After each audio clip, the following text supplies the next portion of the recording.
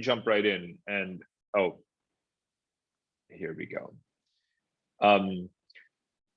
I actually finished the book Move before COVID, and then I had a chance to update it because we delayed the release. And COVID became this, obviously, a disruption on a global scale. And people said to me, wow, you're writing a book about the future of human geography and mobility, but we're in the middle of the most unprecedented lockdown in all of history. How could you possibly be making this argument? And it didn't bother me at all, quite frankly, because I was looking at how in the 100,000 or actually 300,000 year history of mankind migrating and colonizing the continents, particularly the last 100,000 years from our emergence out of Africa and so forth. There have been many, many drivers of human mobility, many motivations. And those include everything from obviously climate change to persecution, to labor shortages, to technological disruptions, and so on and so forth. And when you look at the world today, all of those drivers of human mobility are really in overdrive. It is not something that is going to stop the patterns that have evolved over many centuries and millennia that are themselves really accelerating. If anything, the way I saw it, these disruptions, each of which constitutes some kind of crisis, more or less spurs and stimulates yet more mobility. And so it's that the complex chain reactions between events and the impact they have on human geography that I wanted to kind of do a deeper study on. But in any case, right now we're in the midst of so many different simultaneous crises, right? COVID, climate change, geopolitical ones, social unrest, political polarization, supply chain disruption, and so forth. And very often people speak as if our political systems are capable of prioritizing, sequencing, and tackling these issues individually. You may remember people saying early during COVID that, well, if we're going to have a long-term lockdown, there'll be reduced industrial activity, there'll be lower pollution, the skies will clear, emissions will come down. Maybe this is the way in which we'll tackle climate change. Of course, that was total nonsense, right? 2019 was yet another, or 2020 was yet another year of record greenhouse gas emissions. Climate change obviously continues unabated. So the message here is that you don't get to pick your crisis, and that good governance, whether it's at the municipal level, federal level, international level, really is a race against complexity. It's about trying to anticipate the chain reactions among these different kinds of disruptions and thinking about how we adapt to them. What are the kind of policies that we can implement, sort of knowing or thinking through foresight, maybe even to some degree informed by artificial intelligence, understanding what comes next and thinking about anticipatory governance. So at the end of the day, for me, technology is about, right, how do we use it, right? Are we using it to get ahead of this ever intensifying complexity of the world? And as you know, as I was just going back hundreds of thousands of years, it's civilizations that have risen and fallen really based upon whether they're able to grapple with the complexity that they themselves have created. And often that has to do with things like food production systems, supply chain dependencies, and so on and so forth. So all of this applies very much to cities because, of course, we are in an urbanizing world. This is a map that I produced some years ago that overlays the density, population density of the world, and with overlays these kind of mega city clusters. Now, this is interesting because a lot of people also said during COVID, well, this marks a profound turning point. People are going to become Zoom workers, remote workers. They're not going to live in big cities anymore. And everyone's going to move out to the countryside and just, enjoy Wi-Fi and video games and universal basic income all day long. Well, that's not really true for a number of reasons. First of all, even if that may be true of you, if you live in France or in Canada or something like that, it's certainly not true on a global scale. Globally, of course, most people are Asians in Asia, right? And I've written a previous book about that. I can tell you for sure, living here in Asia, there is no reversal of urbanization on a large scale, right? And therefore, if Asians are still moving into cities, then the world is still moving into cities by the simple law of mathematics. So the people are still urbanizing because they're looking for that wage arbitrage, for better public services, education opportunities, and so on and so forth. And it will probably always be that way. So the question is not whether or not the city will win, right? People who argue that are almost wrong by definition. It's really which cities will prevail, right? So which cities will prevail will depend on a number of things, such as, of course, which ones cope with complexity, because cities, the bigger the city, the more it actually depends on supply chains, the more it depends on agriculture, connectivity, investment with other parts of the world. And actually, when Neil Brenner, when he used to be at Harvard, when he coined the term planetary urbanization, he actually didn't mean that everyone is moving to cities and that the world is defined by ever larger cities. What he actually meant was that because so many of us live in cities, the footprint of the city is actually everywhere. It's the whole world. The city's supply chains, if you will, wind up dominating the planet. And it's the quantification of that, the tracing of that, that constitutes this planetary urbanization phenomenon that we find ourselves in. I've taken the view that because states depend so much on cities, especially the large cities here, cities not only have a lot of diplomatic and political leverage, but they also have to take on certain self-governing or autonomous characteristics and be more responsible for their own governance. And that's why we're starting to see this divergence between federal politics, let's say the Brexit view of the world, versus urban politics, which is of course more about openness, inclusion, connectivity, talent, and so forth. And we see that divergence more and more. And I think the more powerful cities get, the more they will seize upon this agenda of the need to be more effectively self-governing. And of course, using technology more smartly, if you will, than very slow federal governments tend to. Now let's look at climate change and its impact on all of this, because again, you don't get to pick your crisis. We can't forestall our reckoning with climate change and the ways in which cities and populations in cities will have to cope with climate change, just because we're busy right now with COVID and with Ukraine and so forth. So this is a map of the present distribution of the world population, same base layer as the other map actually.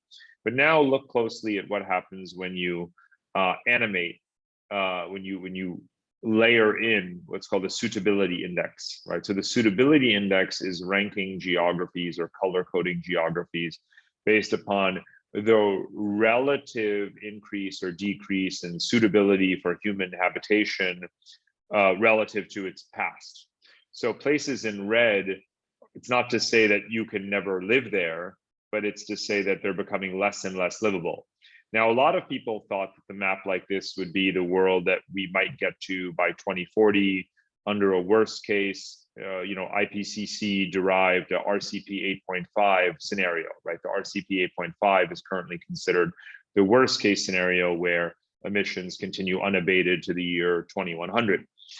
But of course, if you look at South Asia, for example, this is the map, this is the color that you've seen in the front page of the news, right? It's already happened in the last 2 weeks. The heat wave has been so unprecedented across South Asia. So to some degree, we live in this world already in terms of the relative worsening of conditions. Now, remember, I layered this map onto a demographic map. So one of the things that is apparent as you superimpose them is that the majority of the world population lives in places that are becoming less and less livable. Not only is that the case, it's particularly true of young populations, right? So here we are in a situation where the world population is actually reaching a plateau, right? Currently 8 billion, probably rising to 9.5 billion. There's a very vigorous debate about the total population dynamics. I take the view that the world population will not exceed 10 billion people, which is a low end estimate. But I think that I'll be proven correct when we next do our kind of macro forecasting in a couple of years' time, because the COVID effect has been so terrible, the so-called baby bust of COVID.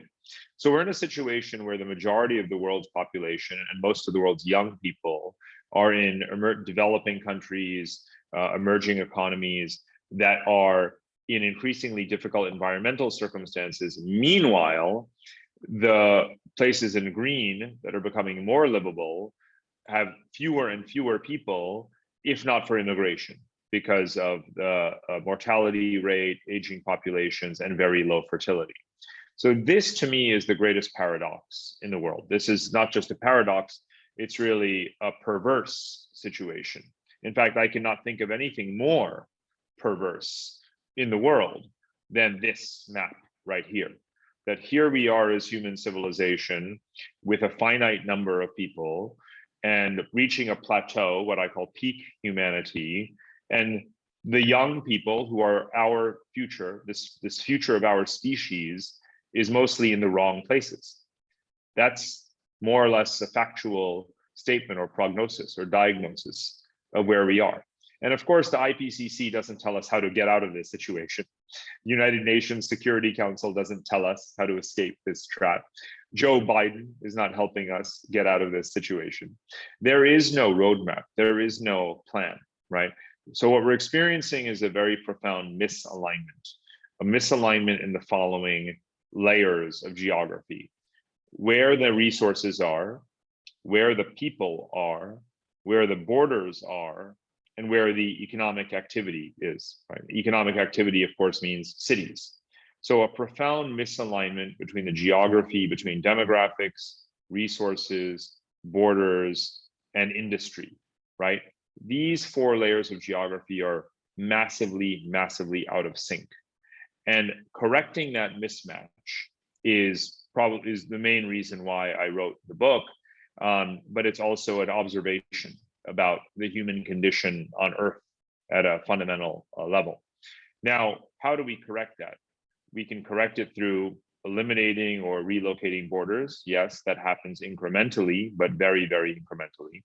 We can do it through preservation of environmental ecosystems and habitats so that there is a natural resource abundance in the geographies where people are. But of course, we're not doing that successfully because climate change is, if anything, has been accelerating faster than we would like. The other two ways involve our investments in technologies and productivity. Then the question becomes where and for whom. And the final way is through population resettlement, right? Through a new map, an evolving map of our human geography. And that's why, I mean, the book is called Move. So I'm obviously not advocating stasis, right? I'm advocating and forecasting what may amount to an ever larger resettlement of human populations. Now, you're probably familiar with this idea, this notion of the climate niche. The climate niche is a description of the optimal latitudes in which humans have settled over the last 10,000 years since the retreat of the last ice age.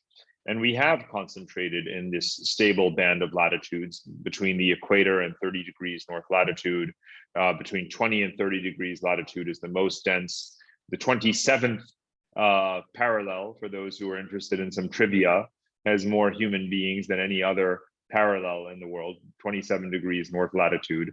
You can sort of walk around the world at 27 degrees north latitude. You'll encounter more people than any other parallel. But as scientists are telling us, for every 1 degree of climate change, of temperature rise, about 1 billion people are pushed out of that niche. And I believe that as the niche moves, people will move. That's, again, what we've always done. If you go back 300,000 years, that is what humans do. We are a nomadic species. We don't think of ourselves as nomadic, but for most of our history, in fact, we were nomadic.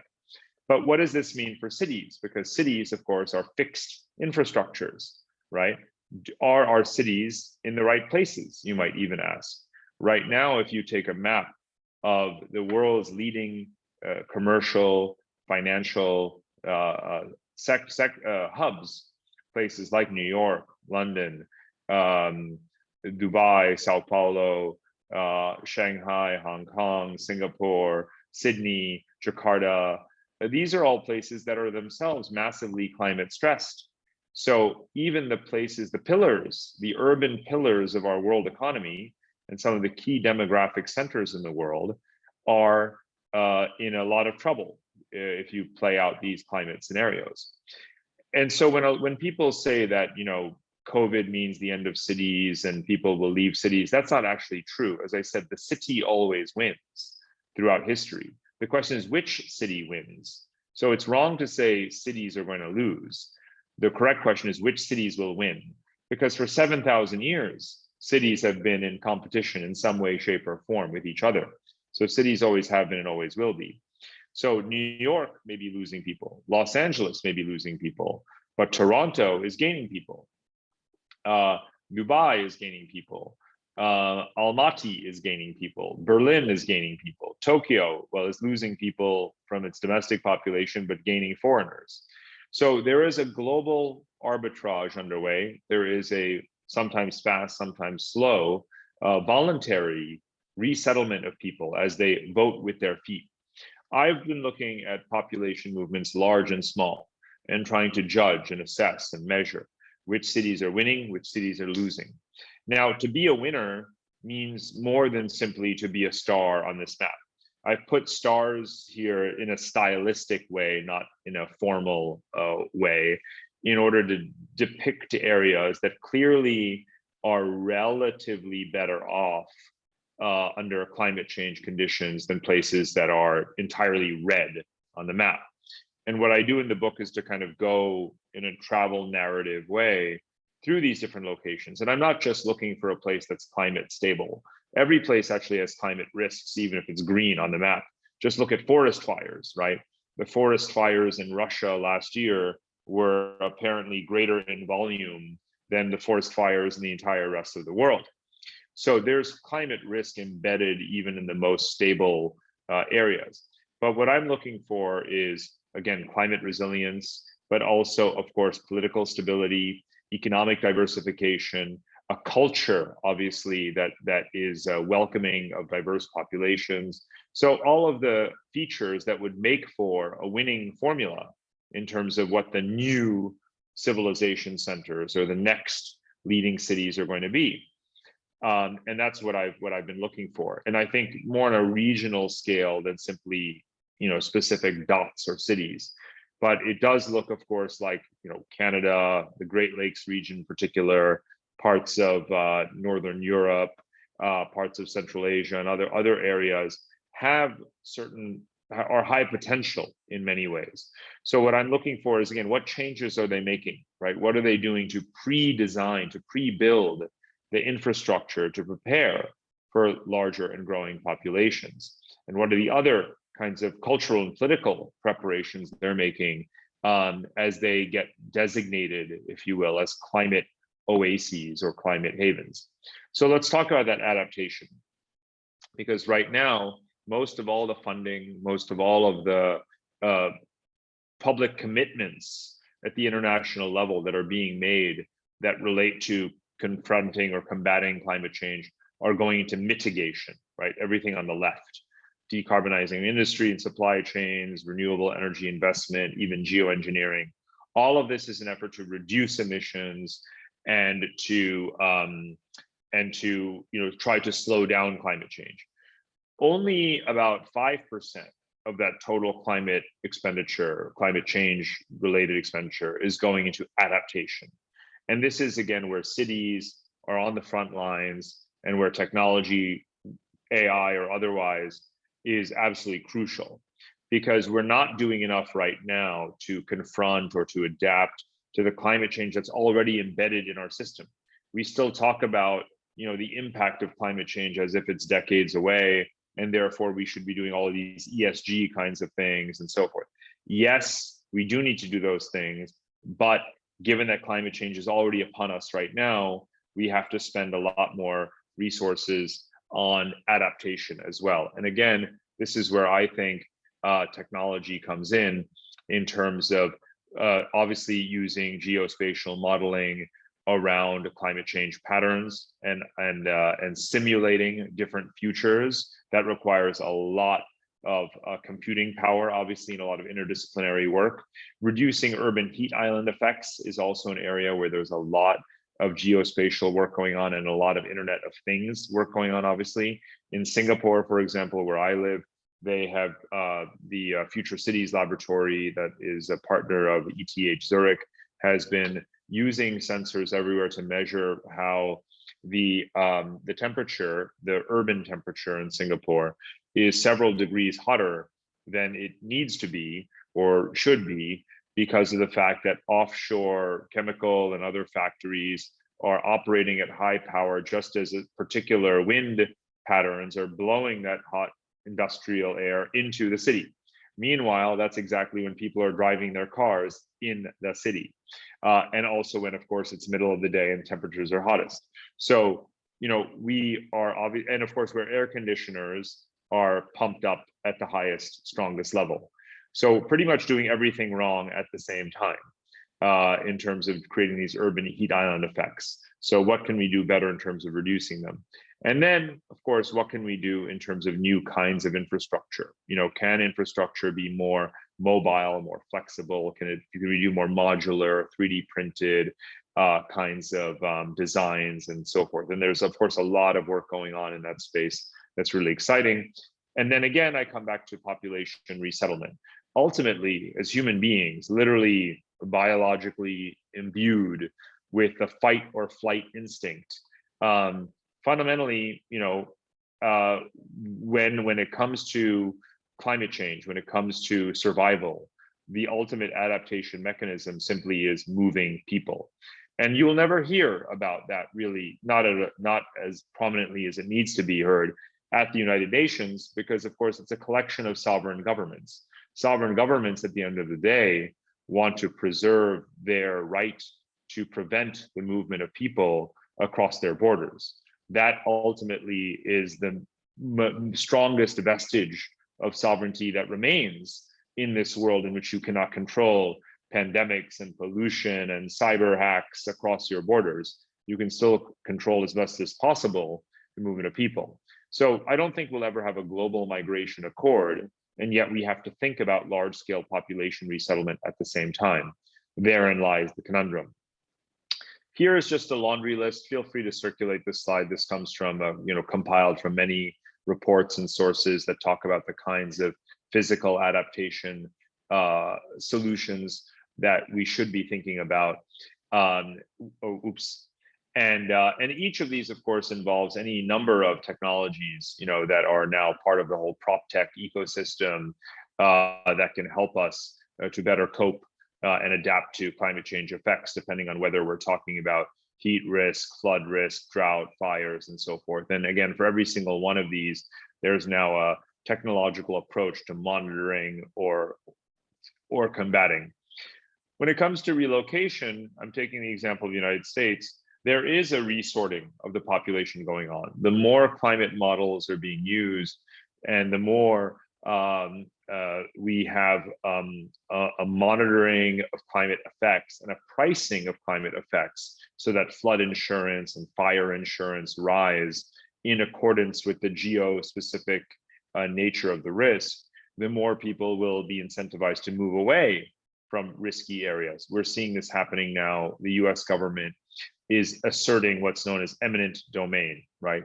They're saying that if your house is destroyed by a coastal storm in Louisiana or in North Carolina or something like that, they literally will not let you go back and build there. They will not give you that subsidy, that grant, that reimbursement, that payout, which can be about $200,000 or more. They'll say, you can have this money, but you cannot come back here, right? You must move. That wasn't the case even just a few years ago. So there's a much more rationality, pragmatism, realism around this. So the question is, well, where will people go next? Where should they go next? What are people looking for? So I've been looking at this notion of climate havens. Again, I call them climate oases. Now with COVID and remote work, some people who are in the services industry and digital, in the digital economy, can make these choices. And every week you'll see a new article that says, here are the hot Zoom towns, here are the places to be, here's where it's affordable, where taxes are low, here's where, climate change is not going to have as bad an impact, and so on and so forth. So I've been looking at what are the things that the characteristics of a place that would be optimal for a young person who wants to have an affordable, high quality of life. And you can start to filter and sort and analyze locations at the zip code level, the census tract level, based on certain criteria like clean air measurements, life expectancy, the proximity to clean energy supply, the creation of jobs in the technology sector, infrastructure investment, the ranking of the quality of infrastructure. We have data for everything, really, for every metric you can imagine in the US, less so, quite frankly, in other countries. America has tons of data, even if it doesn't act on it. So that brings me final couple of points. This is what I'm doing in my work. So we've launched a company called Climate Alpha. Climate Alpha is at the intersection of, uses actually machine learning and artificial intelligence. We use convolutional neural networks to analyze a large range of. Parag? Yep. Sorry to interrupt. Just to let you know that you have like 3 minutes before the Q&A session. Sure.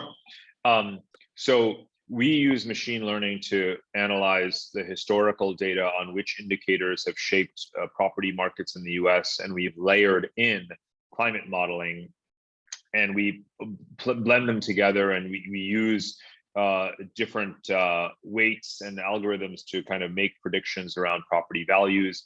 We have assigned to every location in the United States a resilience index score or set of scores. One is around risks, one is around social vulnerability, and the third is around readiness. And each of these 3 buckets has a score, and that score generates a coefficient.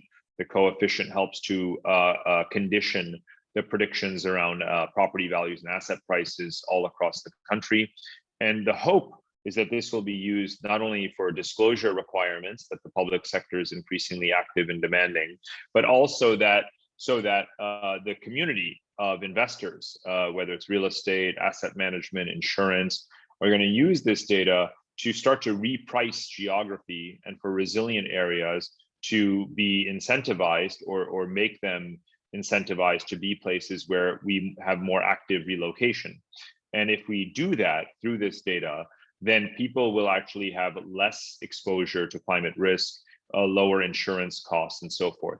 And all of this is done through what's called scenario-based forecasting. Scenario-based forecasting means that because of this uncertainty that I began with, right? We don't know where the next pandemic will break out and which places will perform better or worse in terms of their healthcare systems. We don't know whether tax rates are going to increase or decrease. We don't know whether climate change is going to be more or less extreme. What we do is we constantly run and rerun and test hypotheses and sort of customer requirements and mandates in order to come up with optimal solutions, but knowing full well that given the uncertainty, you always have to track the data and calibrate and see where you are on the prediction curve that you've made at any given time, and keep on modifying. And that's how, when I talked at the beginning about coping with complexity and anticipatory governance, the human mind, I think, can't capture these things as well as machine learning can. So this is all part ultimately of the kind of AI agenda. So the final point I'll make in closing is that the vision that I want to share and impart is that we have this misalignment, as I said before, this misalignment of demographics, resources, borders, and infrastructure. The mandate, the necessity, the urgency for all of us is to think about how we reprogram our geography. So if I could boil down my mission, if you will, to 2 words, it would be programmable geography. Not taking the map of the world for granted, not believing that the way we have inherited our borders is the way they must be, that the cities of today will be the cities of tomorrow, that we are stuck, if you will, that people are stuck where they are. Rather, we need to be very, very dynamic in the future and thinking about this allocation. And in that fluid way, again, not only cope with complexity, but anticipate it and think about a realignment of these layers of geography. And that, to me, is what the future of our civilization should be, something beyond the kind of sovereignty that's dominated our mindsets and our practices for the last several centuries, and instead move towards a much more fluid world, a world in which there's a greater mobility and fungibility of people, of investment, of resources and so forth. So I'll wrap up there, and back to all of you. Looking forward to the conversation. Thank you. Thank you so much, Parag, for this really fascinating lecture. So yes, now we'll have our Q&A session as usual. Feel free to virtually raise your hand. And just before asking your question, don't forget to quickly introduce yourself to Parag. Yes, Tanya. Hi, Parag.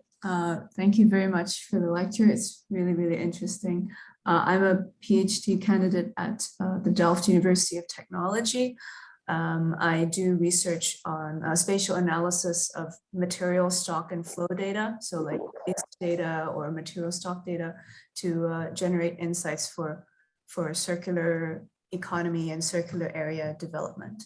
My question is about your scenario forecasting. So like the second last slide, I'm really curious about that because I've recently been looking into that for my own research as well, and sort of saw like the Shell scenario, like the company Shell doing scenarios. And I'm just curious what the methodology is, and can you elaborate on that, like how the scenarios are defined, and then how they get integrated into this, something qualitative, the scenarios get integrated into a quantitative spatial analysis.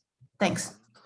Sure. Well, actually, it's in a way we do things quite differently from Shell. I've worked with Shell myself, actually, on scenarios, many iterations over the years. Their scenarios are a mix of qualitative and quantitative, you might say, but it's very narrative driven at the end of the day. They're literally constructing narratives that are mildly mutually exclusive from each other for the purpose of painting these different kinds of pathways. Ours are entirely quantitative, right? Entirely. It's the scenario-based forecasting is about saying, if you manipulate the population density of a given location, what is the price effect on different asset classes of real estate? If you have a high emissions scenario, and the storm risk and the heat risk and the flood risk changes nationally, and attributable to or calibrated to the geographies according to different climate models, what price effect is that actually going to have? And if you were to be blending these different variables, meaning, let's say climate change is really bad, but government expenditure goes up and adaptation investments are made, and there is more investments in renewable energy, and you have to model all of those variables simultaneously, you have to first understand to what extent those variables have interacted in the past. And then you have to make some extrapolation around that. But you're also manipulating those variables in the future in the context of climate change, in which their impact on each other will not be the same as the impact that it was in the past, which is why you need neural networks in terms of the kind of machine learning methodology. So as I say, it's entirely quantitative in nature, and its outcome is always a price prediction of an asset. Yes, of course, there's a narrative in the sense that you can also build a scenario without respect to modeling a specific asset. For example, I gave the example of Zoom towns earlier. You can say, if you have a high climate change or rapid climate change scenario, and you want to identify the places that under those conditions will still have the least storm risk, the lowest number of extra hot days, where you will still have an adequate groundwater supply, that are proximate to cities of a certain population size or airports, that are in locations with a high degree of renewable energy potential in their grids, and have low air pollution, right? You can tick, filter for those things, and you will get a map that will pop up. Now, that's a scenario, right? It's because you've established a certain set of conditions that you have strategically or arbitrarily selected, and looked for which places meet all of those criteria in this scenario future, and then those become destinations that you may want to invest in. So that's how we do scenario-based forecasting. Just one quick question. How do you, because you mentioned, we can't predict when the next pandemic is going to be. So how will that be incorporated? or is that sort of the responsibility of whoever is using your tool? No, so in the resilience index, where I showed you the risk, vulnerability, and resilience clusters, each of the 3 clusters has components, 6 to 8 different indicators. In the vulnerability and readiness components, we bring in socioeconomic variables like the per capita income, the number of hospital beds, the poverty rate, the adaptation investments, so the actual physical infrastructure quality, and all of these kinds of things that each have a correlation to the stability of assets in those locations. So even if they're unknown things, what you're looking for is the capacity to maintain value despite those negative things. So you can also quantify the unknown in that sense through scenarios. Very cool. Thank you. Hi, Parag. My name's Omar. Thank you for the presentation. It's quite insightful. I'm based in Montreal, Canada, and I conduct audits of metro station and assess their accessibility. And my question is around if the models and the frameworks that you're talking about, do they incorporate equity? And if they do, how do you go about doing that? And just to add the context why I'm asking this question is, you talked about, the New York City, a lot of the projects that they're doing are mostly around mitigation, and only 5% are adaptation. With climate change, the size of the vulnerable communities is just increasing and increasing. So that's one of the points where I'm curious about how equity comes in. And then the other thing is, if people are going to migrate or relocate themselves, right? Who gets the opportunity to actually relocate? Right. So the equity point comes in there as well.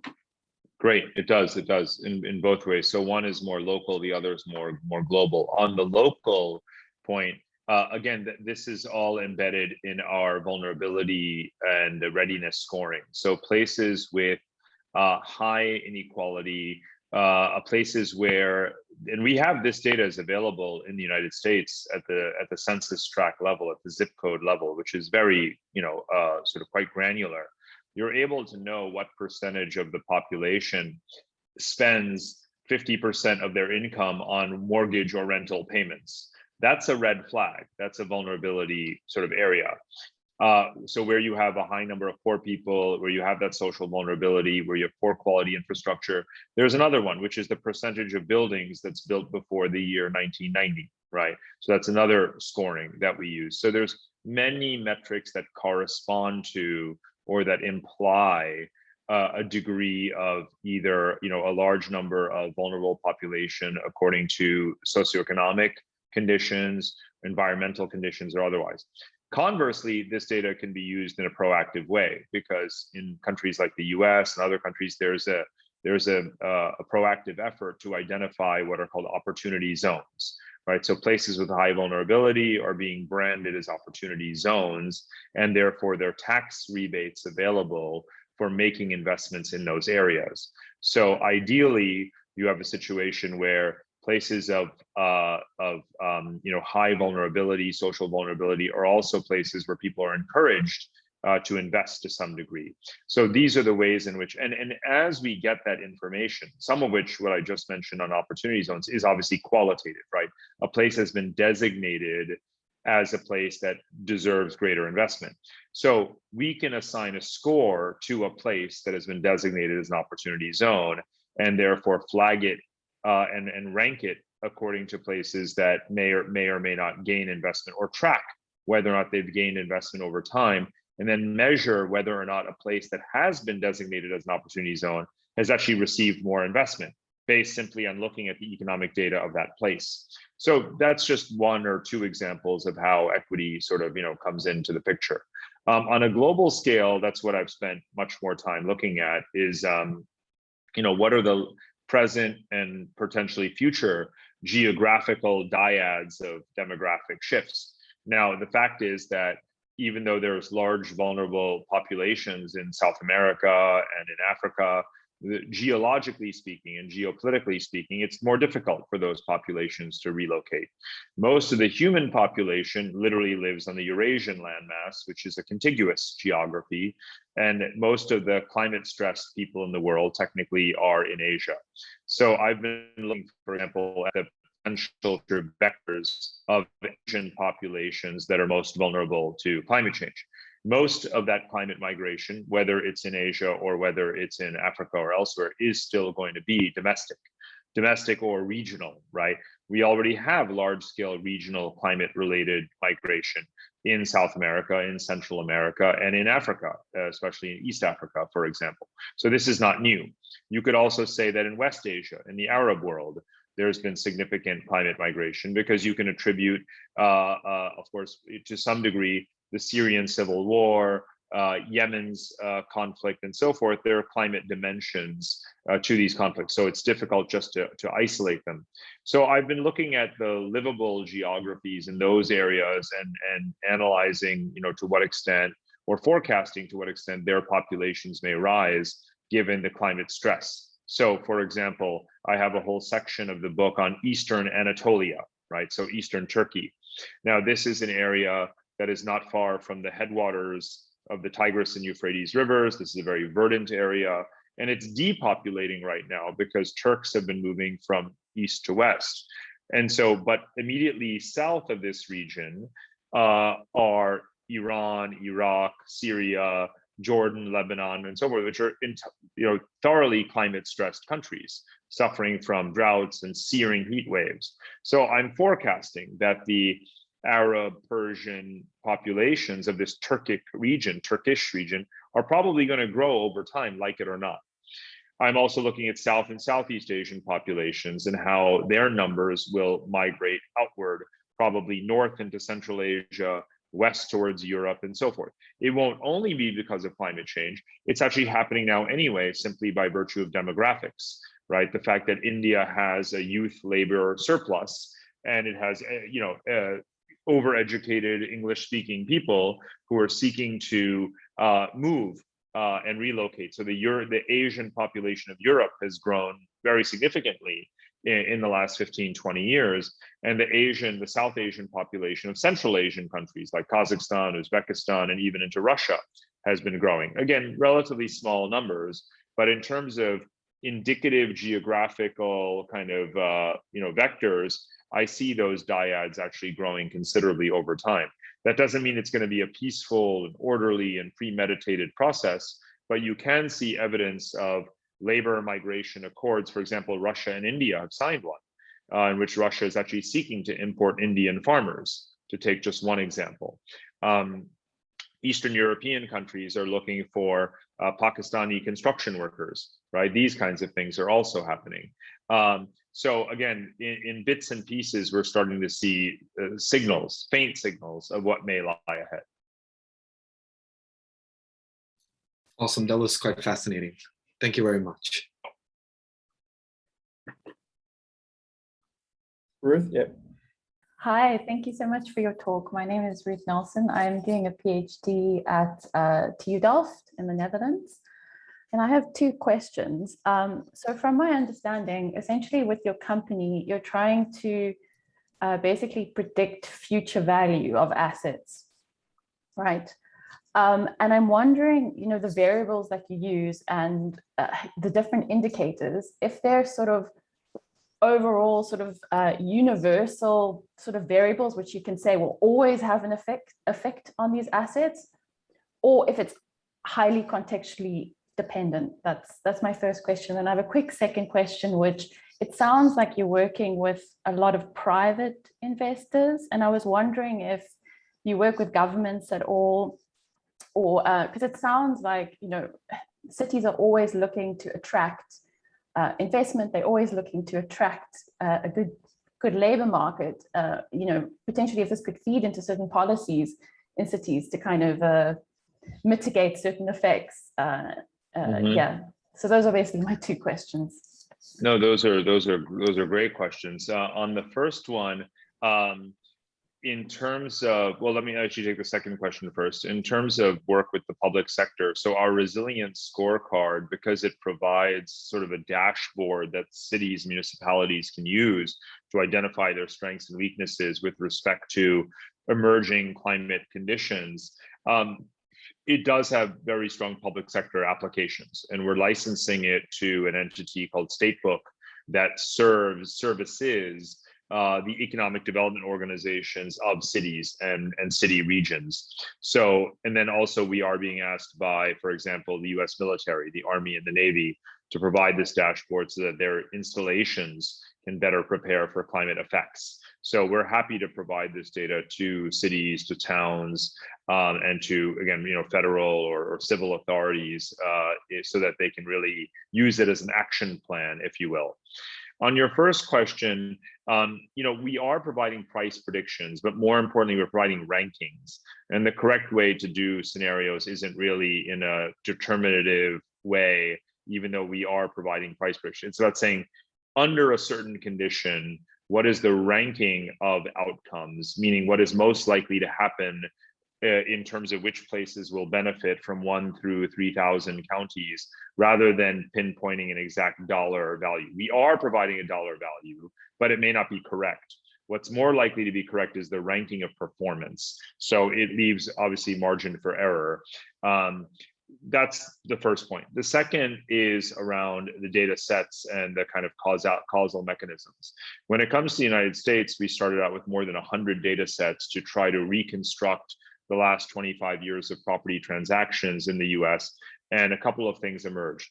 First is about 40 to 50 indicators were more statistically significant than the rest. So you could pretty much strip away a whole bunch of things that are useful, but not necessarily determinative. So we were left with about, again, those 50 variables that are essential to bring down your historical error to below 3%, which is what we got to. Secondly, across countries, we haven't actually fully modeled other countries besides the United States. The United States is most definitely more complex than any other country. So the hardest country is already done. But for other countries, it will be fewer than 45 data sets. It'll probably be, take Canada or the UK or, probably a, European country, probably 30 to 35 data sets, or less would deliver similar accuracy. And secondly, whether or not they're the same or different, they could be different. So if an economy is very natural resource dependent, then having data sets around the geographical location of industrial, assets is going to matter more than potentially data sets that relate to education levels broken down at the municipal level. To take one, not so hypothetical example, it's certainly true of even wealthy countries like Canada. So there is going to be some variation in the kinds of, in some of the data. So it'll be a mix of reconstructing data sets we already have and getting it for other countries, as well as looking for the nuances of specific countries at the same time. Okay, thank you so much for your insights. Mm-hmm. Hi, Parag. Thank you very much for your presentation. You have done an amazing work in this field. My name is Gustavo Maldonado. I am a special data scientist and an architect. I currently work on a startup on the logistic industry that is working across Latin America, and I am from Ecuador. So I have 2 questions that are actually kind of connected. The first one is, okay, we are pretty much aware of this climate change, but which strategies from your company experience perspective have you used to create this aware that people, public sector and companies should use data in order to solve this kind of climate change problems? Because there's this gap between what people that manage data or this kind of analysis do and what the people in general usually think about climate change. That's my first question. And of course, also related to this, how do you see the adoption of these kind of technologies for the companies? Are they putting the advantages of these climate advantages first than the economic values from other parts of the city where you can perhaps exploit more this kind of natural resources or Sure. many other things? So on the first question, I think that it's hard to generalize about whether or not, populations are interested or disinterested. It obviously depends on the place. What we found in the United States is that younger populations are far more climate sensitive and aware. So for example, surveys show that young people are far less likely to purchase a home in a climate risk, high climate risk area, whereas older people are much less conditioned by sort of climate thinking. So that is an example, and this is very clear. It really is showing up in housing data and so forth. So I think we can't generalize. The fact is that, like it or not, more and more people are becoming climate aware, and that's a good thing. In terms of companies, there's no doubt that climate analytics is big business, but most of it is risk focused and ESG focused. It's not necessarily proactive in terms of, again, rethinking our spatial organization, rethinking infrastructure investment, rethinking population clusters, and actively, resorting populations. That's not really something that's done in Western societies at a large scale. I think it should be. But that's partially why we've built this, is to provide what we think of as an independent sort of, again, assessment or set of assessments and scenarios that can help the public sector be more proactive. Thanks.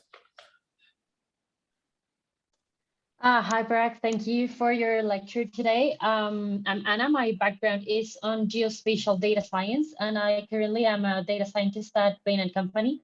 So I'm working on artificial intelligence for different industries. You sort of addressed this while answering Ruth's question, so it can be quick. But can you share insights on assessing areas with poor data availability at a granular level? You talked about migration data on the US at a zip code level, but this is only true for a few countries. So I'm wondering about strategies like remote sensing or crowdsourced data, or even AI methodologies to sort of predict the unavailable data, but then uncertainty is added. So this is always something I'm wondering about.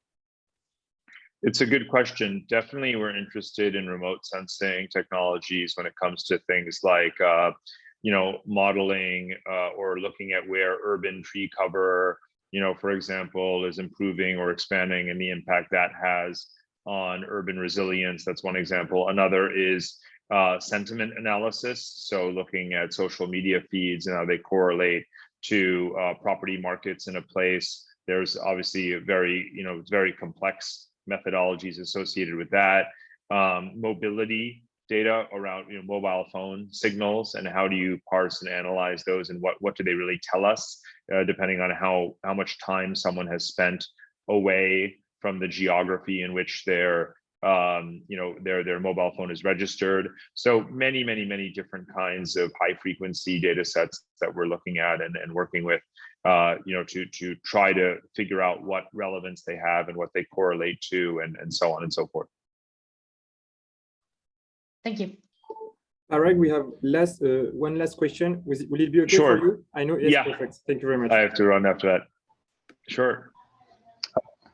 Okay, I'll try to make it quick. I'm Gabor. I'm an IoT engineer in Taiwan, and I'm very much interested in the less quantitative and more of the cultural aspect of migration. I come from Hungary, which is a country famous for its anti-migration stand, while, as you also mentioned, it's a country that's seeking South Asian workers for milking cows and doing all kinds of work, but they try to hide it because it comes at a political cost if the public finds out. And there's just this general negative sense of migration in Europe. And I think that's partially because migrants are an easy target, easy to blame problems on them, easy to make them political targets, and the local elite just wants to preserve their current status. But since migration will be a huge theme for the next century, what is the most pragmatic way of protecting the vulnerable people? And have you seen any positive examples where maybe a certain culture is more ahead in building this migration-friendly attitude? Like I know, for example, in Jordan, because of the sheer amount of conflict surrounding the country, there are so many refugees that it became sort of just part of normal life. Right. And I was wondering, is this what's waiting for us, or is there any other way it can play out? Well, I mean, climate refugees don't yet outnumber political refugees, but if we take all asylum seekers, refugees, involuntarily displaced peoples together, it's well over 100 million people. And of course, Europe has received many of them. The United States has as well. In terms of proactive strategies, I do believe demonstration effects really matter. Let's face it, Hungary is not a country where other countries say, oh, I want to model my immigration policy in Hungary because that's the way to attract talent, right? It's kind of the opposite. Of course, you are, as a affordable destination, a place that's getting Western Europeans and Americans to come and move there. But what I think is when you look for role models, you look at Canada. Canada is a place where lots of young people are going. It's ranked as a place with a high quality of life, with an expanding economy, diversifying economy, a percentage of jobs that are being created that are full time rather than just being part time, sort of gig work is also higher. So these are the kinds of things that people look for. So I think that demonstration effects matter. And rather than us having an attitude that all of our countries are populist and xenophobic and nationalist, it's certainly true some of the time, but you also have very strong countries like Canada, like Germany, that have, whether they like it or not, voluntarily or involuntarily, been on the receiving end of large numbers of migrants, and they have been able to absorb as many of them as possible in a peaceful, stable way, and the politics have not given way towards right-wing populism. So I think that given the demographics of your country, of all of our Western countries, of all OECD countries, there are those that have realized that they need to embrace that immigration and craft a narrative that portrays it as being mutually beneficial, versus those that don't, and those that create a sort of a divisive attitude. And fortunately, some very, very important countries, like Canada, like Germany, are proving to be positive role models, and I hope that other countries will learn from them. Thank you. All right. Thanks. Well, thank you, Thanks everyone. Thanks, Parag, for this fascinating lecture, for taking the time to answer all the questions. I know that you have to jump up to another meeting, so really thanks a lot for this. For those of you who want to stay in the room and discuss this lecture, you are more than welcome. And for the other one, see you next week for our next lecture with Nadina Gale. It will be about Internet of Nature. Cool. Thanks. My pleasure. Thank you, everyone. Bye-bye. Thank you. Bye. Bye. Thank you. Bye.